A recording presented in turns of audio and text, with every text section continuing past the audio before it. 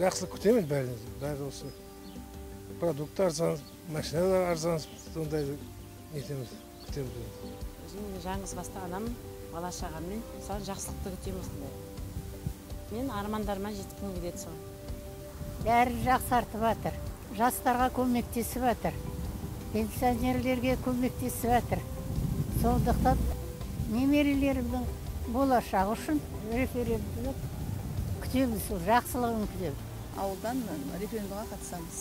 Балдарымыздың болашағы үшін Қазақстанда бір жақсылық болады деп күтеміз. Бұйырса енді референдумнан бір жақсылық күтеміз, бәріміз қатысамыз ғой енді. Қасым-Жомарт Тоқаев бастағалы бір өзгерістер болып жатыр ғой. Жақсыны күтіп жүр әлі.